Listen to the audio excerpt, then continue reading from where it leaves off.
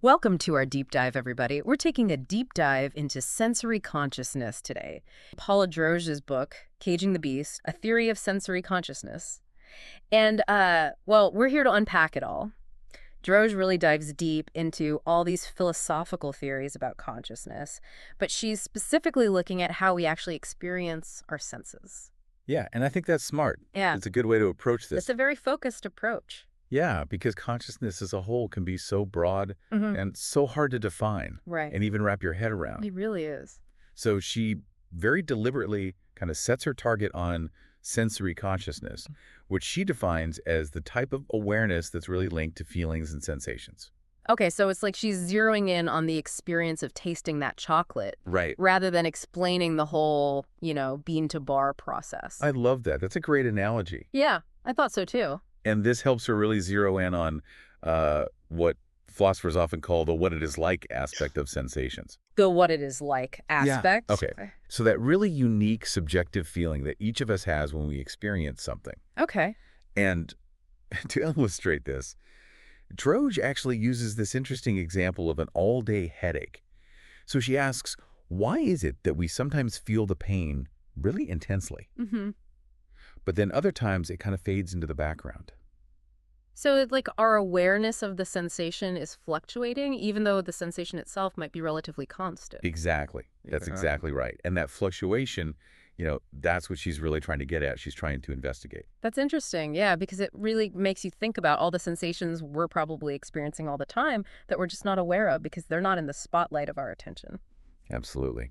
And, speaking of terms, I did find myself getting a bit tripped up by all the different ways Droege uses the word consciousness. Right. Like she talks about unconscious sensory states, then she talks about conscious sensory states. And then she even throws in self-conscious sensory states. Yeah, it felt like a bit of a terminology jungle at times. He did, yeah. Mhm.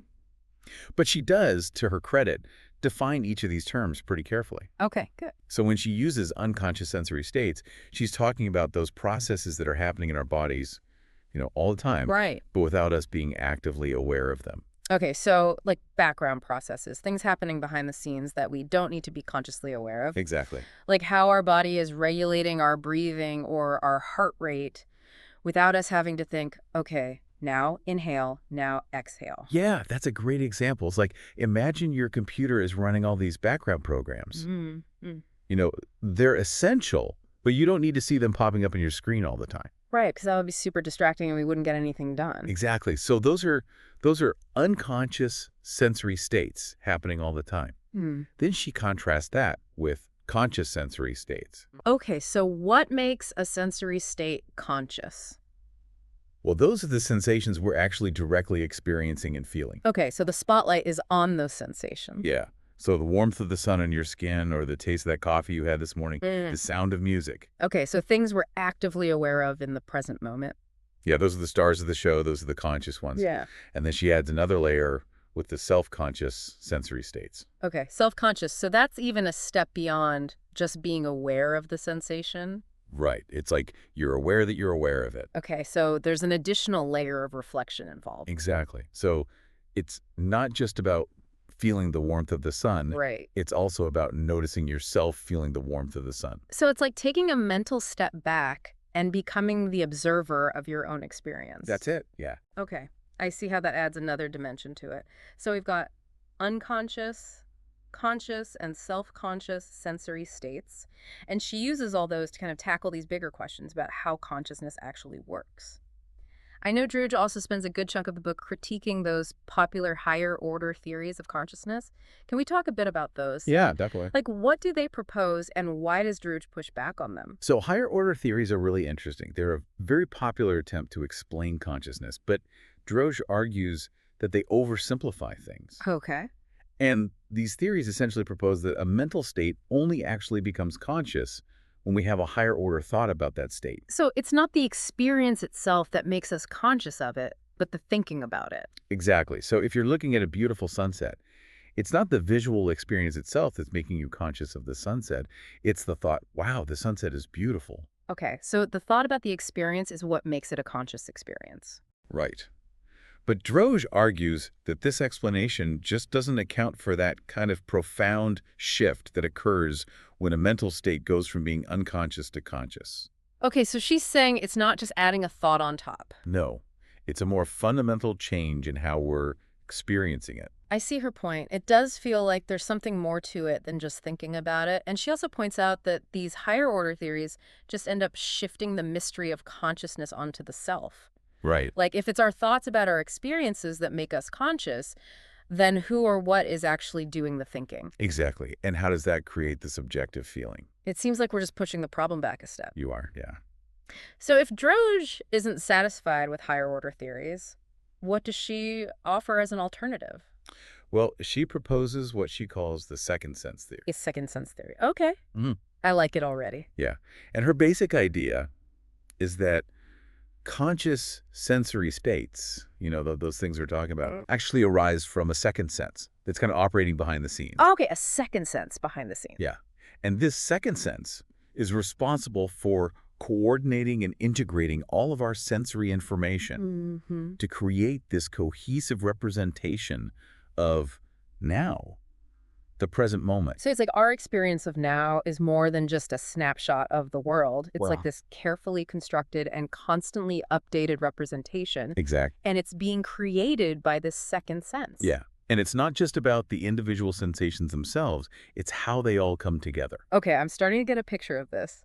So it's like this second sense is the conductor of the orchestra, bringing all the different instruments of our senses together into a harmonious symphony of experience. I love that. That's a great way to think about it. And, Droege also makes this interesting distinction between what she calls coordinated and loosely coordinated sensory representations. Okay, I remember that from the book. Can we unpack that a bit? Yeah, for sure.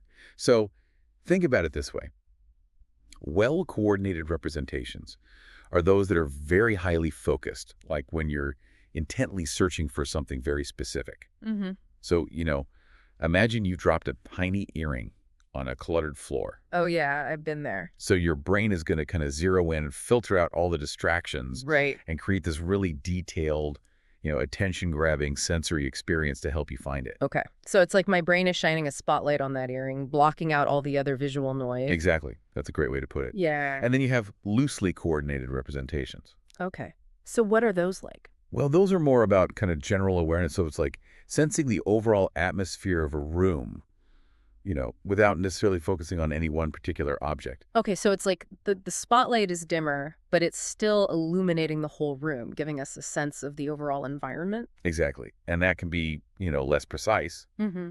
but it's still a conscious experience. Okay, so we're still aware of it, even though it's not in sharp focus. Right.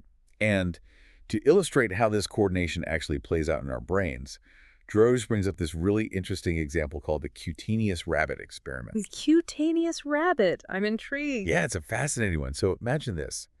You have a series of taps, like really quick taps, delivered to different points along your arm.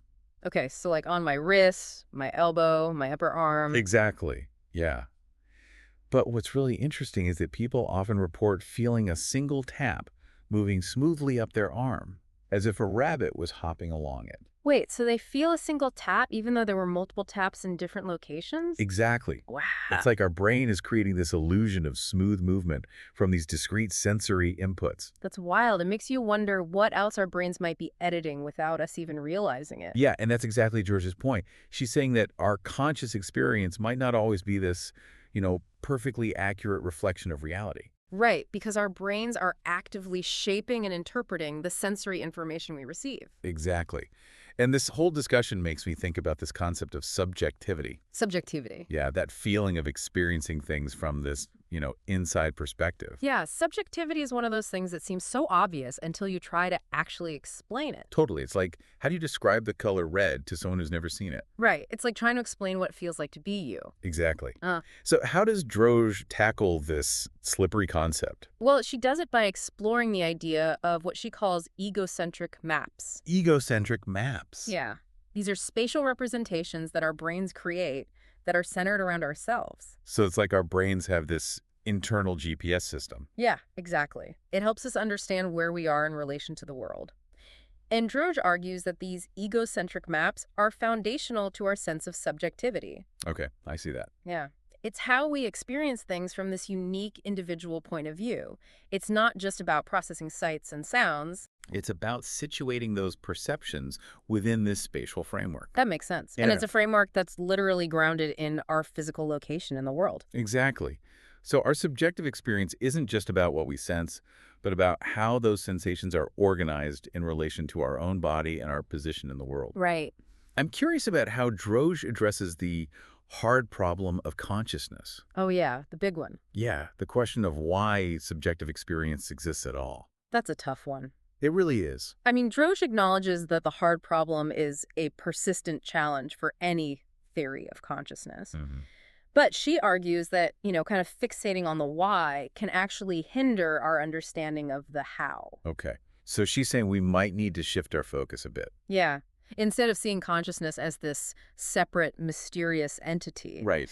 she suggests we view it as arising from, this complex interaction of our sensory systems and the second sense that we've been talking about.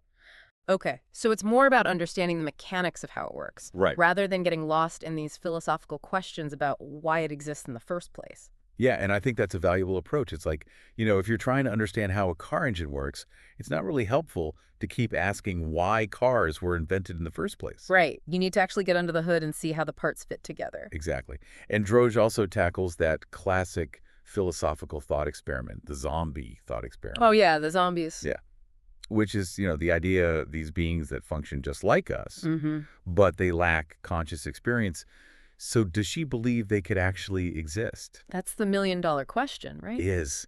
Well, Droege argues that creating a true zombie, one that's not just replicating human behavior, but also, has those intricate functions of the second sense Mm-hmm. and that present moment representation that we've been discussing. Well, that would be incredibly difficult. So she's not ruling them out completely, but she's saying it's not as simple as just building a robot that looks and acts like a human. Exactly. Because you wouldn't just be copying our behavior, you'd have to replicate the complexity of subjective experience. And that would be a whole other level of engineering. It would. I'm really fascinated by this concept of a present moment representation. Yeah, it's a fascinating idea. What does it actually mean for our senses to represent now? Well, it's actually a deceptively simple concept, isn't it? Yeah. We all kind of intuitively grasp what now means, Mm-hmm. but when you try to actually define it, it gets really tricky. Yeah, it's like trying to catch a lightning bug in a jar. It's there one moment and then it's gone. Right, it's Yeah. elusive. And Droege argues that now isn't just this passive reflection of the external world. Mm-hmm. It's actually actively constructed by our brains. Okay. Through this constant process of, coordinating and integrating all this sensory information. So our brains aren't just taking a snapshot of the world. They're actively creating a representation of now from this constant stream of sensory data. Exactly. It's like our brains are constantly updating a map, in real time, Mm-hmm. highlighting the elements that are relevant to our current goals and actions. Okay, so it's a dynamic, constantly evolving representation of the present moment. Yeah. Droege uses this really interesting analogy of a stock market trading board to illustrate this. Oh, yeah, I remember that. Yeah. Imagine, you have a stockbroker watching all those prices, they're constantly updating, reflecting all that buying and selling activity. Right, the numbers are always changing. And that board represents, the current market value. Mm-hmm. By the time a price is displayed, it's already outdated. Right, because the market is constantly in flux. Exactly. The true value is constantly shifting, even as the board is trying to keep up. So the board is representing now, but it's always lagging behind the actual ever-changing now. Yeah. And Droege is suggesting that our brains might be doing something similar. Okay. It takes time for our brains to process all this sensory information. So our experience of now might actually be a tiny fraction of a second in the past. Whoa, that's mind-bending. Our experience of the present is always slightly delayed. It is. I mean, that makes sense, but it's still kind of trippy to think about. It is. Yeah. So if our experience of now is always a little behind, why would that be beneficial? Why wouldn't our brains just try to catch up as quickly as possible? Well, think about that stockbroker again, right? Mm-hmm. To make good decisions, they can't just react to the current price Right. because it's already outdated. They need to kind of anticipate market trends. So they're using their knowledge and experience to extrapolate from that delayed information, making an educated guess about the future. Exactly. They have to Hmm. predict where the market is going. And Droege argues that our brains might be doing something similar. Okay, so we're not just reacting to the past, we're using sensory information to anticipate the future, to guide our actions and make predictions about what will happen next. Exactly. And this makes me think back to the cutaneous rabbit experiment. Yeah, the hopping rabbit. Exactly. Does it give us any clues about whether this editing of information is happening, before or after it reaches consciousness? That's a great question. It's like we're trying to catch our brains in the act of creating reality. We are, yeah. And Droege acknowledges that pinpointing exactly when this editing process happens is really, really difficult. Right. It's like trying to grab your own shadow. You know it's there, but it's elusive. It is, yeah. It's hard to grasp. And to explain this difficulty, she distinguishes between two types of editing. She Hmm. calls them Stalinesque and Orwellian. Okay. Stalinesque and Orwellian. I love how she uses these historical references to make these complex ideas more relatable. Yeah, it definitely makes it more memorable. So what's the difference between these two types of editors in our brains? Well, in the Stalinesque version, the editing happens before the information actually reaches consciousness. Okay, so it's like pre-conscious censorship. Exactly. It's like the brain is censoring information before we even become aware of it. Think of those old photos where people were airbrushed out of history. Hmm. You'd never know they were even there. Right, like history has been rewritten. So that's the Stalinesque editor. What about the Orwellian one?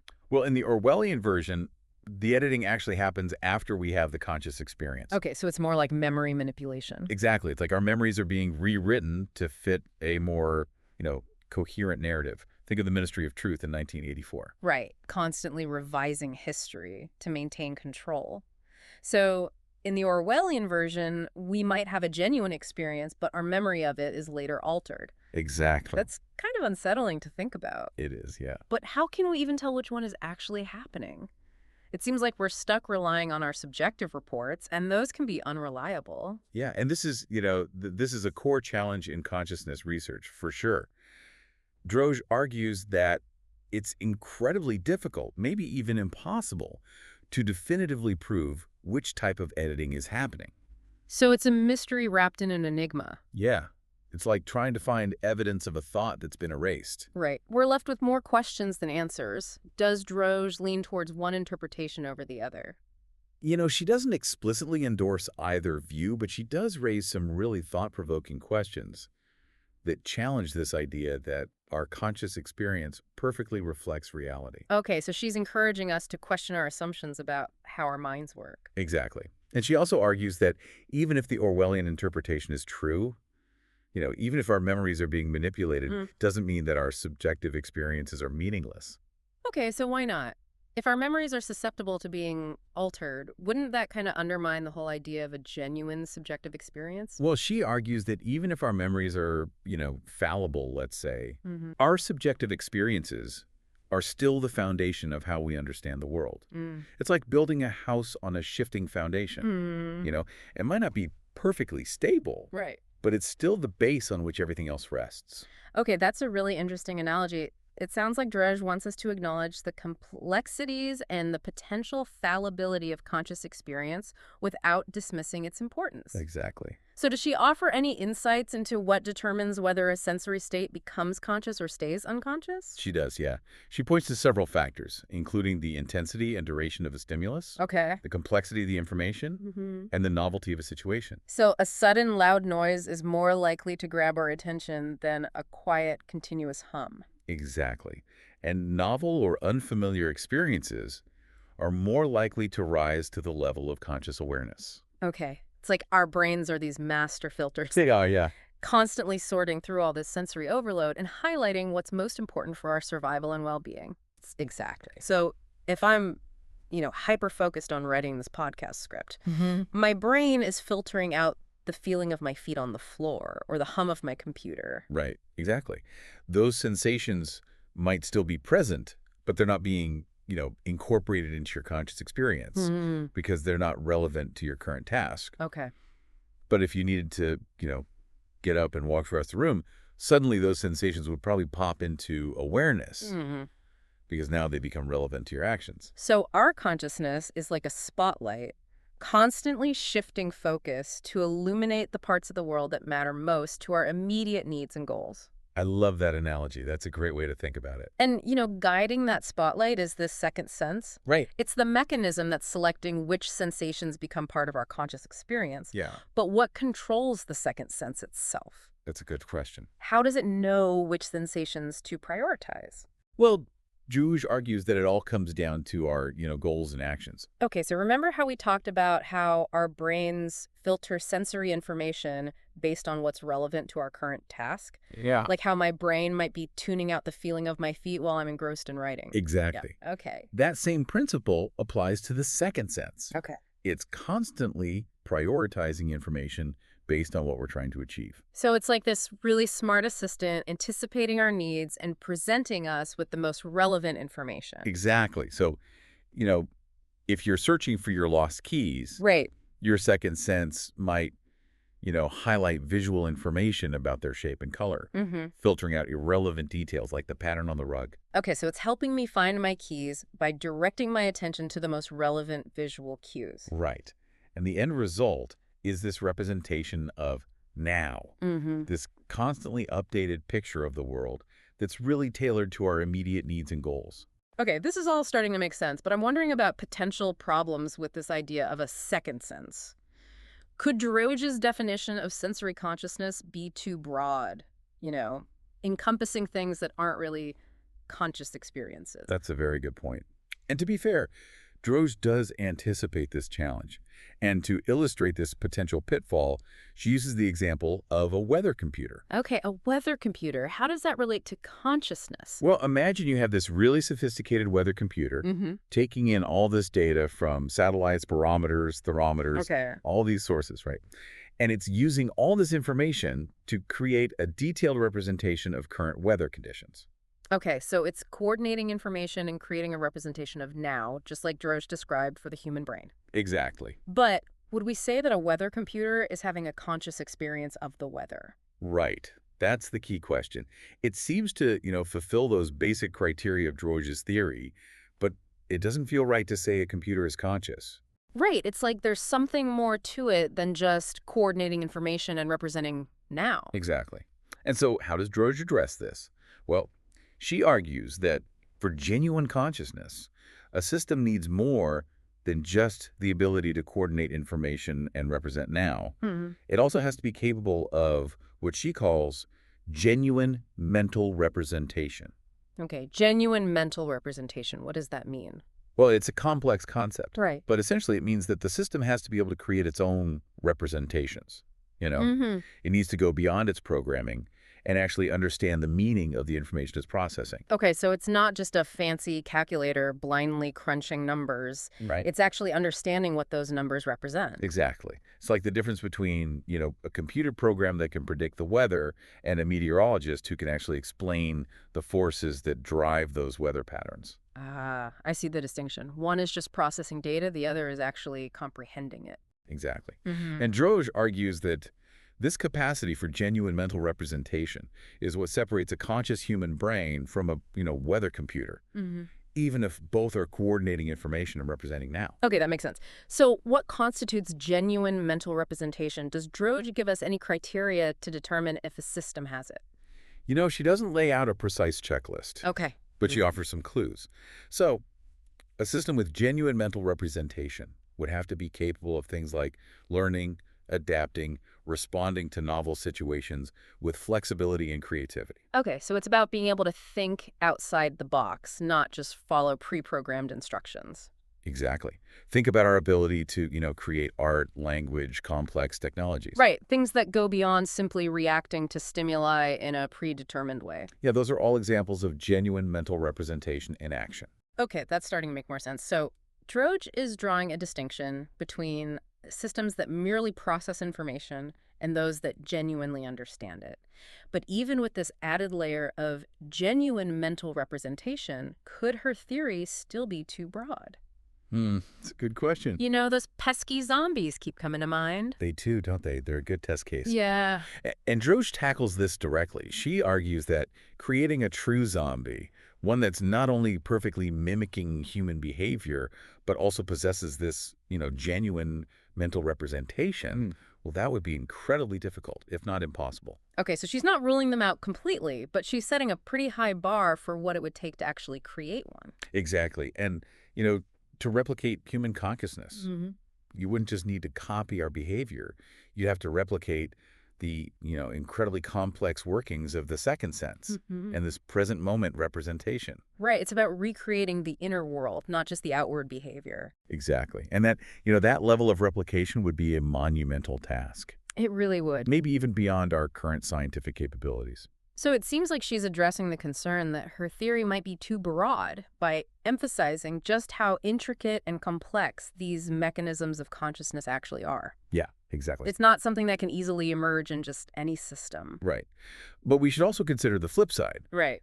Could her theory be too narrow? Oh, interesting. Is it possible that she's excluding experiences that actually might be conscious? Yeah, that's a good point. I see how focusing solely on the human experience could potentially limit our understanding of consciousness as a broader phenomenon.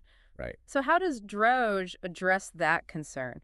Well, she acknowledges that her second sense theory isn't meant to be this, definitive account of all forms of consciousness. It's a starting point, Mm-hmm. a framework for understanding the specific kind of consciousness that we humans experience.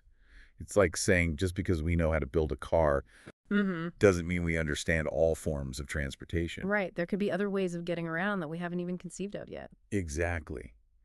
And so as we learn more about other creatures Mm-hmm. and even artificial intelligence, we might need to expand or modify her theory to accommodate those diverse forms of consciousness. Okay, so it's an evolving framework, not a fixed dogma. Yeah, that's right. And, she really emphasizes that this open-mindedness Hmm. is crucial in, the scientific pursuit of understanding consciousness. Right. We need to be willing to challenge our assumptions and embrace new ideas. Yeah. This is a vast, mysterious territory. It really is. We're just scratching the surface. They are. But Droege does offer some really intriguing insights into the possible neural mechanisms behind the second sense. Yeah, she does. What parts of our brains might be responsible for creating this experience? Well, one of the most promising candidates is the thalamus. The thalamus, okay. Yeah. And it's often described as the brain's relay station. The relay station. Yeah. Because it receives sensory information from all of our senses Hmm. and then relays it to the cortex for higher level processing. Okay, so it's like the central hub directing the flow of information between different parts of the brain. Exactly.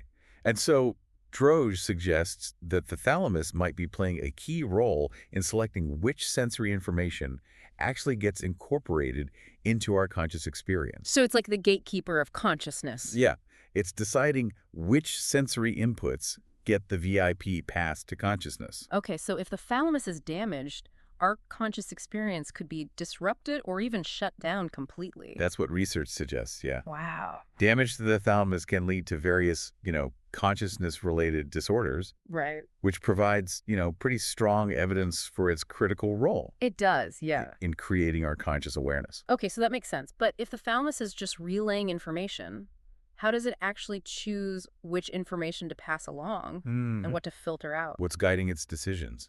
Well, that's a great question, and Droege suggests that the thalamus doesn't work alone. Okay. It actually collaborates with other brain areas, including the cortex, in this kind of complex feedback loop.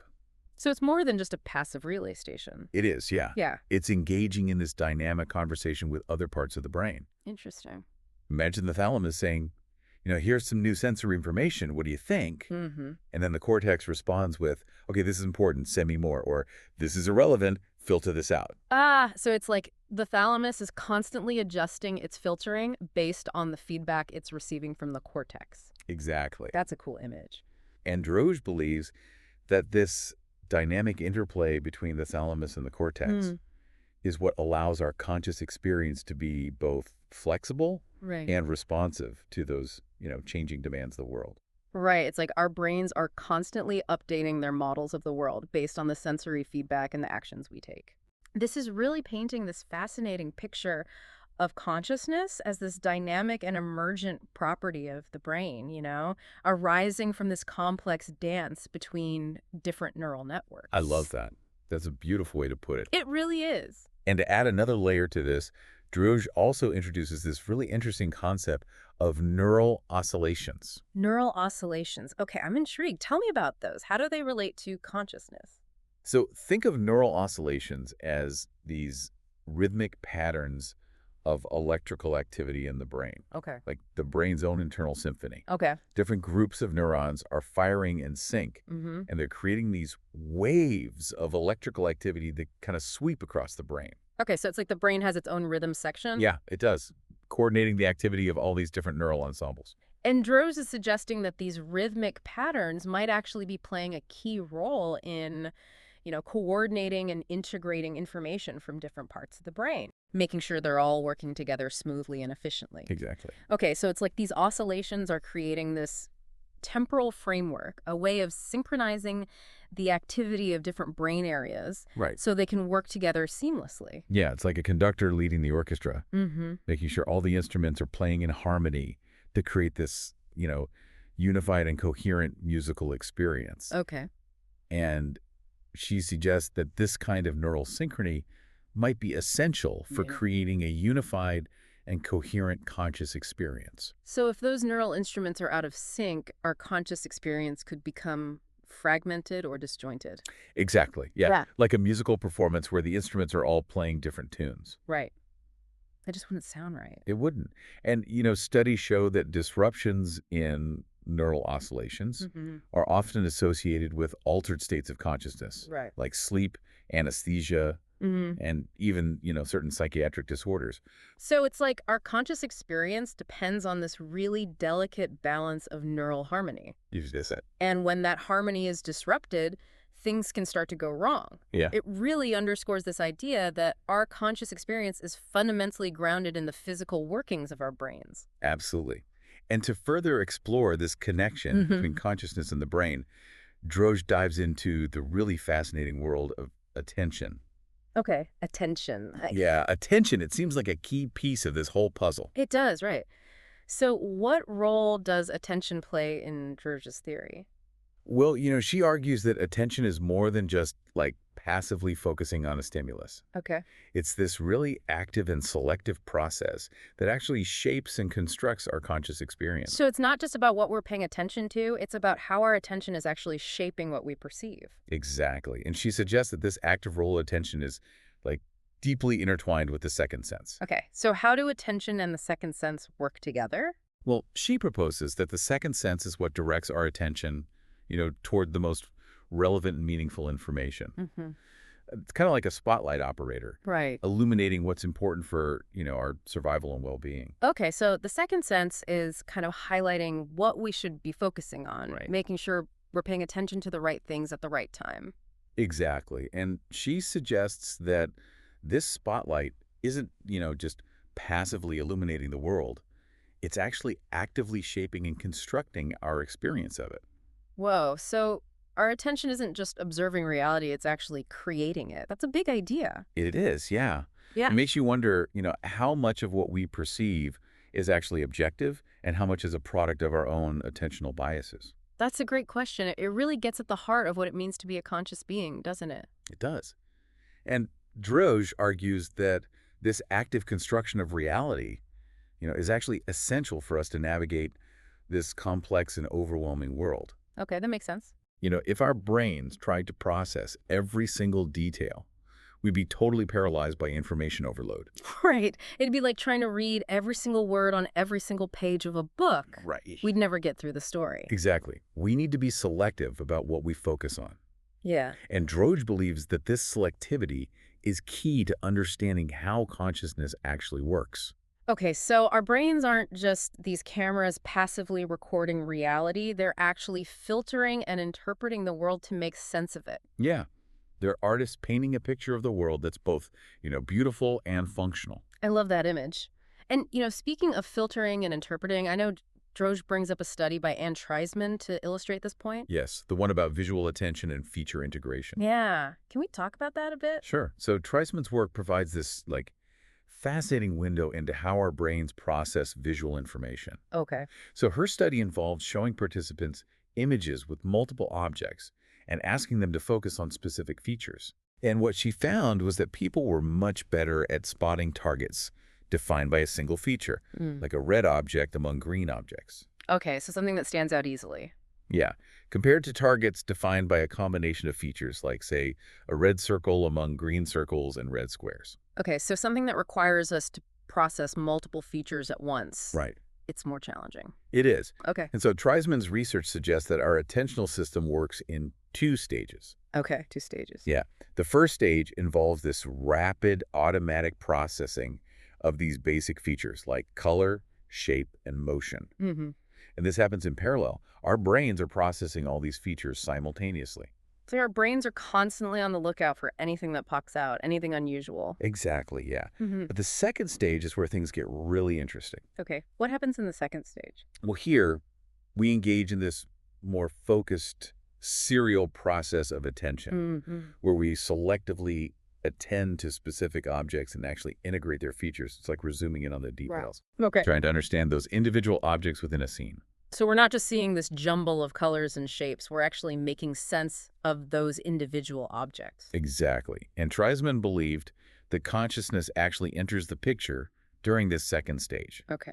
We only become consciously aware of an object once we've successfully integrated its features. So if I see a red circle, I don't actually consciously register it as a red circle until my brain has combined the redness and the circularity into a single unified object. Exactly.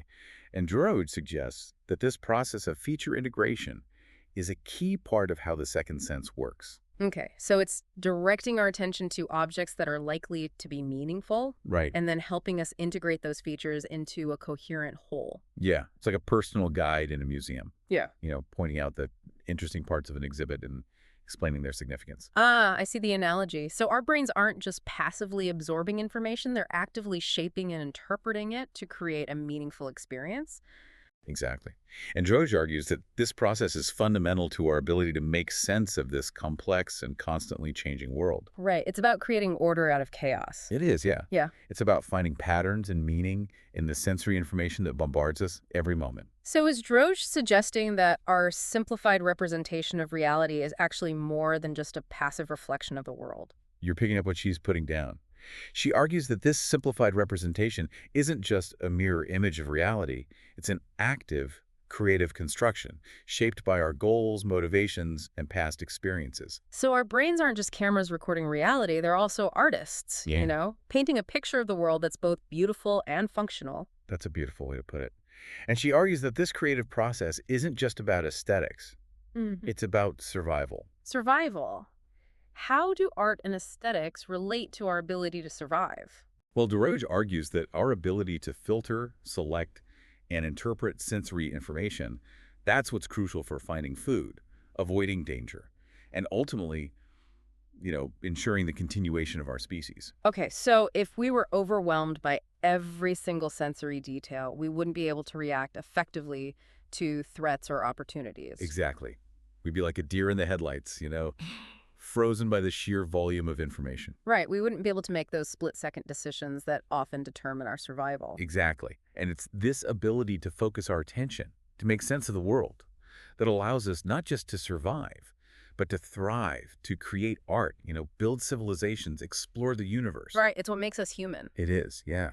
And Droege suggests that this capacity for, focused attention and meaningful interpretation, this is a defining characteristic of consciousness. It sounds like she's describing consciousness as a dynamic and adaptive process, a way of interacting with the world that's both creative and essential to our very existence. Absolutely. And this discussion of attention really highlights this interconnected nature of our mental processes. What do you mean by interconnected? Well, she argues that attention isn't just this separate faculty of the mind. It's actually intertwined with perception, memory, emotion, even our sense of self. So all these different aspects of our minds are in constant dialogue, influencing and shaping each other. Exactly. It's not just a collection of separate compartments. Right. It's this dynamic system where everything is connected. It really is. It's this beautiful, intricate web of interconnected processes. It is, yeah. And she believes that understanding these, complex interactions is really crucial to developing a complete and accurate understanding of consciousness. Right. We need to see the whole picture, not just the individual pieces. Exactly. And speaking of the whole picture, Droege also explores this really fascinating relationship between consciousness and time. Can we talk about that for a bit? Yeah, for sure.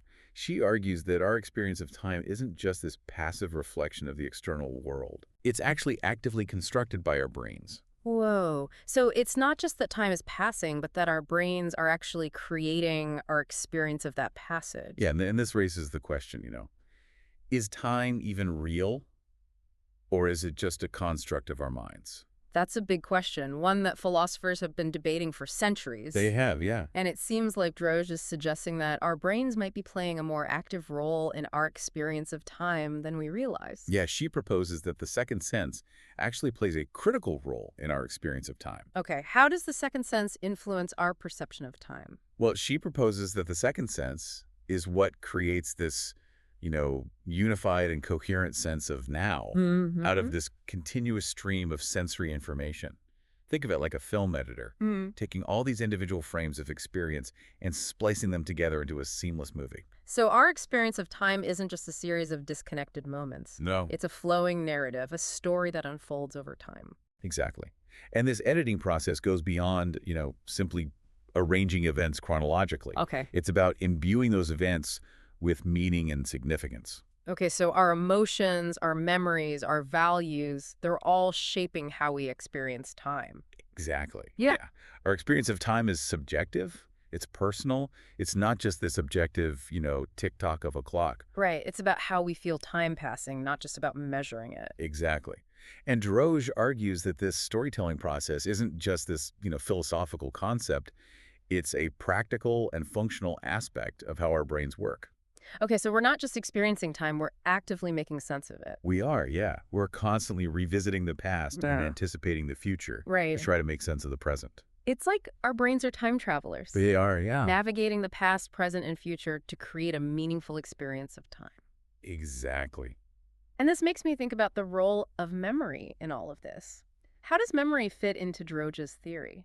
Well, she argues that memory isn't just this, passive storage system for past events. Hmm. It's an active and dynamic process that's constantly shaping and reshaping our conscious experience. Okay, so our memories aren't just these dusty old files, they're actively influencing how we perceive the world in the present moment. Exactly.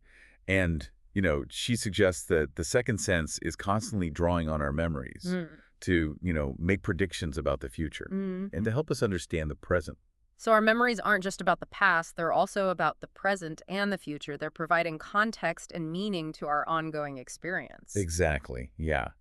And she suggests that this interplay between memory and perception, that's what creates this sense of continuity and coherence in our lives. It's what allows us to see ourselves as individuals with a past, a present, and a future. Right, exactly. Like our brains are constantly weaving together these threads of our past experiences, our present perceptions, and our future aspirations Yeah. to create this rich tapestry of our conscious experience. It is a tapestry, isn't it? It really is. It's an incredible image of how our minds actually work. And she emphasizes that this tapestry is, constantly being revised and updated Yeah. as we encounter new information and have new experiences. Okay. Our conscious experience is a work in progress. It's a never-ending story, constantly being rewritten and reshaped. Yeah, exactly. So our understanding of ourselves and the world is constantly evolving. It is. There's no fixed point, no final answer. It's an ongoing process of discovery and creation. Exactly. And Droege argues that this ongoing process of revision and renewal, this is what makes human consciousness so dynamic and adaptable. Okay. It's what allows us to learn from our mistakes, grow from our experiences, and ultimately become the authors of our own lives. This has been an incredible journey through Droge's ideas. We've covered a lot of ground, from the nuances of sensory perception to the complexities of time and memory. We have, yeah. It's been a lot to unpack. It really has, but I feel like we're starting to get a clearer picture of how our conscious experience actually works. And it's all thanks to Paula Droege and her brilliant book, Caging the Beast. Yeah, she's definitely given us a lot to think about. She has. And to our listeners out there, we encourage you to pick up a copy of Caging the Beast and explore these ideas for yourselves. It's a challenging read, but it's well worth the effort. It is. And if you have any thoughts or questions, feel free to reach out to us on social media. We'd love to hear from you. We would. And that's it for our deep dive into sensory consciousness. Until next time, keep exploring the fascinating world of the mind.